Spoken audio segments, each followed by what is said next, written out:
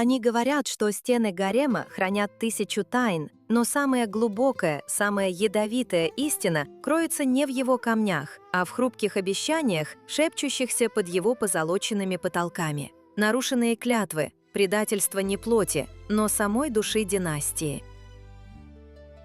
Я стоял здесь, тень среди теней, веками, безмолвный свидетель шепота, который не должны были слышать стены, клятв, данных под серпом луны, и shattered before dawn. Это не история, которую вы читаете в свитках. Это пульс амбиций, дрожь страха, холодное дыхание шелка на коже. О, как они верили в его неприкосновенность, в святость его стен. Для мира за его массивными вратами гарем был лишь женской обителью. Но внутри он был более священным пространством, алтарем династии, где клятвы верности, клятвы безропотного служения, bloodline, клятвы абсолютного silence, должны были быть нерушимы. Это была не просто клетка из золота и шелка, но невидимый храм, где каждая женщина, от новоприбывшей одалиски до могущественной Валиде, была частью сложного, почти мистического порядка.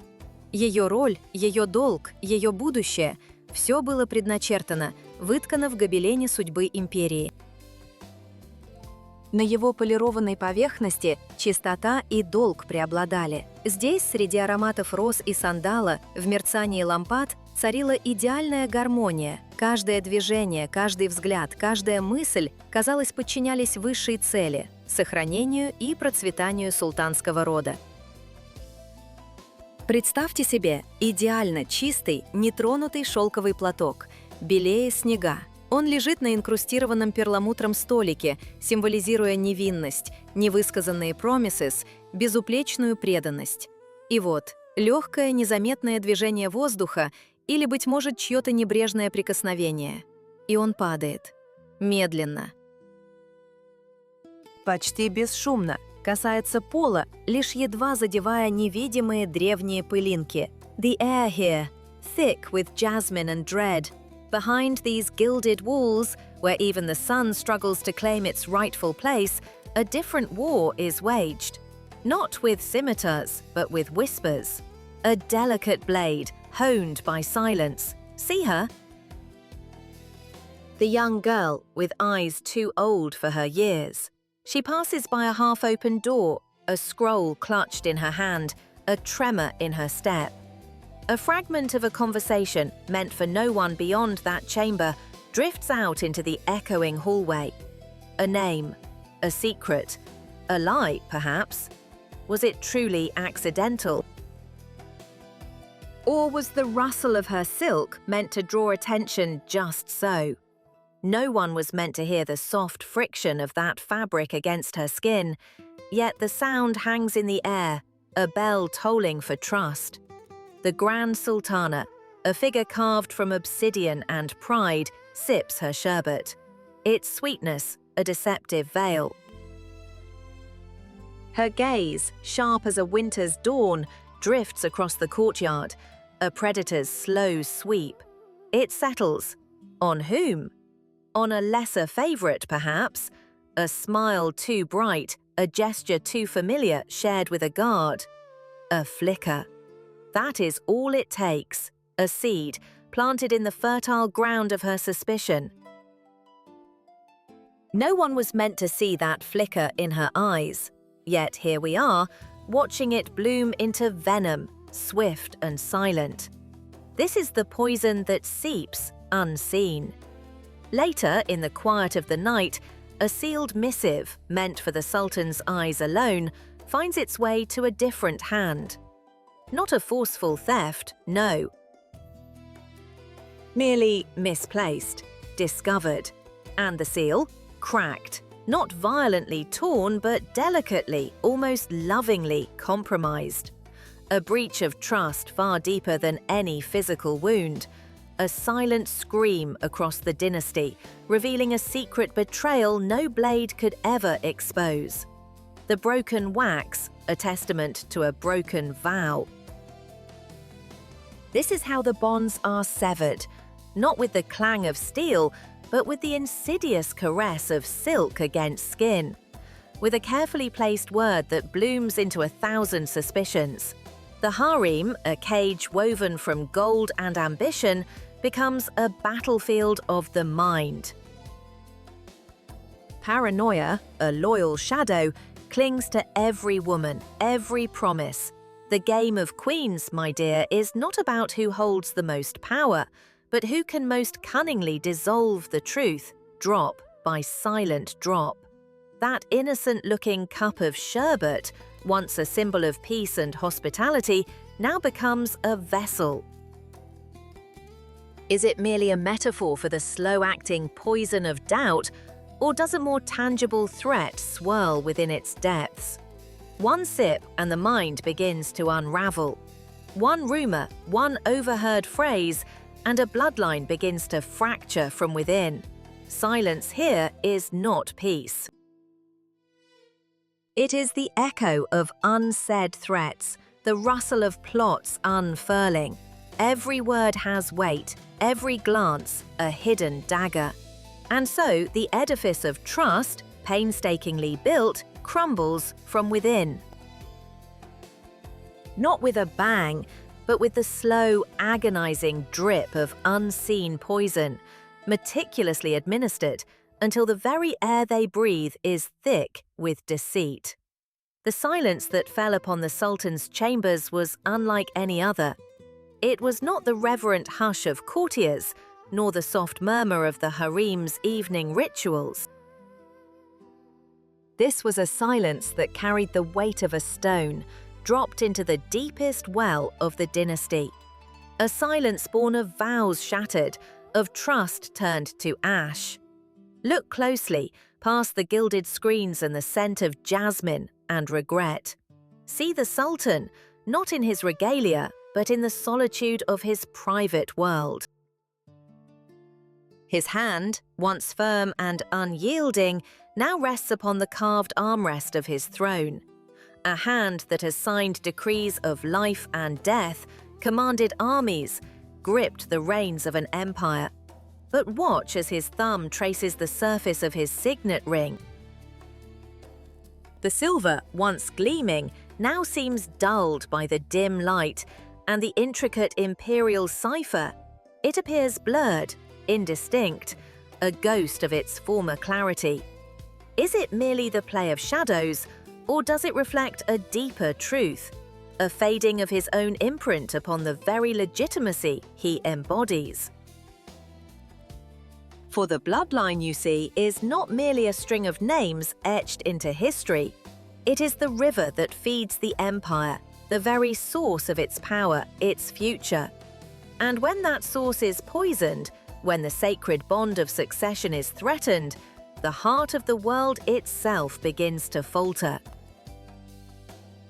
This is not simply a woman's treachery, a secret whispered behind silk curtains. No, this is the crushing blow that reverberates through generations yet unborn. Remember the laughter of children, the small joyous bursts that once echoed, however faintly, from the royal nurseries. Now imagine a tiny wooden horse, painted with vibrant colors, its delicate wheels snapped, lying abandoned in a forgotten corner.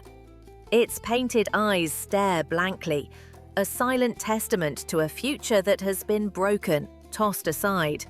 A son's toy, a symbol of innocence sacrificed, of heritage endangered.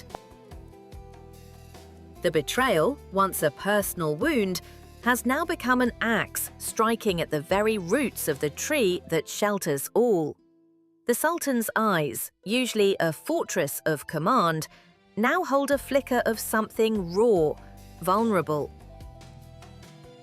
He understands, perhaps for the first time with such stark clarity, the true cost of the unseen war waged within his own walls. The game of queens, played with such ruthless grace, has finally reached its ultimate, unbearable price. Not merely a life or a heart, but the very essence of his dynasty.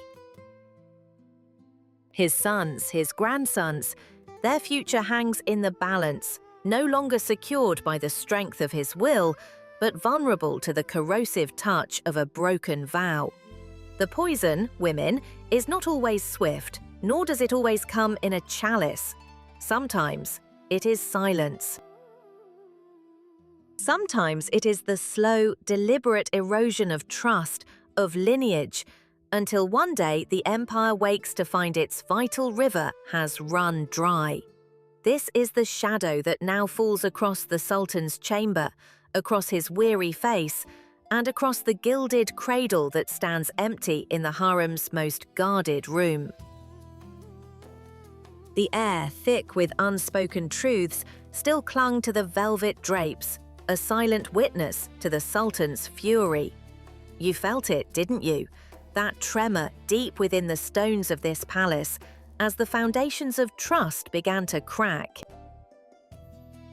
We stood poised on the precipice, watching the intricate dance of the court, each movement a potential dagger, each smile a gilded cage.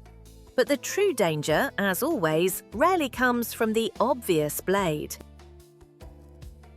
The silk of the grand tapestry, depicting a triumphant hunt, had always seemed inviolable, a testament to the Sultan's might. Yet beneath the rising sun of its design, a subtle tear now marred its surface. Not a rip, but a slow, deliberate unraveling, exposing the crude, knotted threads that lay beneath the illusion. It was the whisper of a secret, becoming a chilling murmur. The carefully constructed piece of the harem, that gilded prison of ambition and despair, was about to shatter, not with a roar, but with a breath held too long. Then, the truth. It emerged not in a flash of lightning, but in the soft, steady glow of an oil lamp, illuminating a face you thought you knew. She stood there, not in triumph, but in a terrible stillness. Amina. The quiet one, the shadow among the more vibrant roses. The handmaiden whose loyalty was deemed as unwavering as the Sultan's own bloodline. Do you see her now? Her eyes, once soft, now held the glint of sharpened steel. Her motive? Survival, she would tell you. Not merely her own, but for a justice she believed long denied. A forgotten slight, a silenced voice, echoing through the generations, finally demanding its toll. This was no simple betrayal born of avarice, but a slow-burning ember of perceived wrongs, fanned into a raging inferno.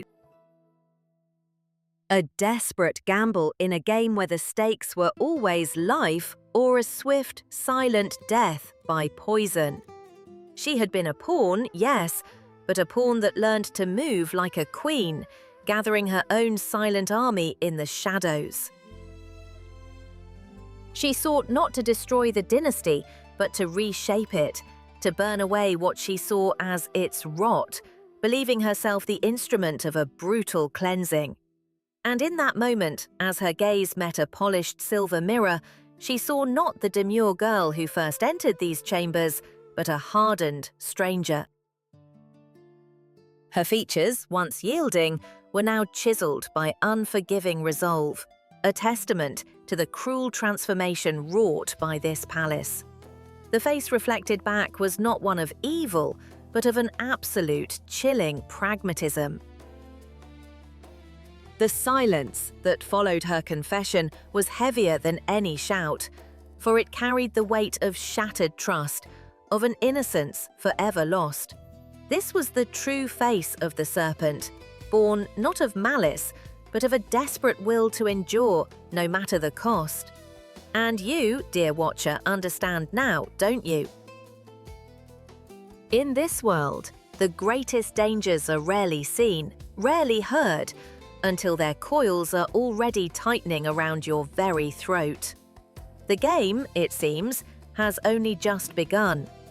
The screams had faded, yes. The blood had been scrubbed from the polished marble. But tell me, my dear, does the echo truly ever vanish?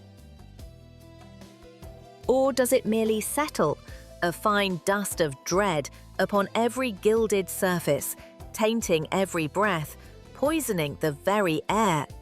Look now at these gilded cages. Once, laughter and whispers rippled through these corridors, a vibrant tapestry of voices and ambition. Now, only the rustle of a forgotten draught, a ghost in the silk. The chambers, once brimming with life, lie hollowed, like ancient tombs picked clean, their dark secrets still heavy in the air. A solitary lamp, its flame a desperate, trembling heart, fights the encroaching darkness.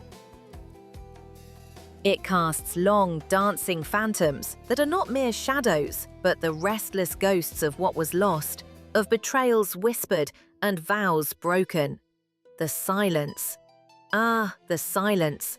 It is not the peace of slumber, but a suffocating shroud, a crushing weight. Every breath drawn within these walls feels heavy, laden with unspoken fears, unarticulated threats, the insidious poison of distrust seeping into the very stone. And see this? A new formidable lock, forged of iron and absolute distrust, now guards an ancient carved door. A stark, brutal declaration that speaks louder than any decree. The harem, once a labyrinth of veiled glances and whispered ambitions, is now a fortress against itself. No longer merely walls, but impenetrable barriers erected against the very bloodline it was meant to nurture, protect, and perpetuate, ensuring no shadow may pass unseen. They walk these halls, these women of power and peril, their eyes now seeing through a permanent veil of suspicion, a new kind of bitter wisdom.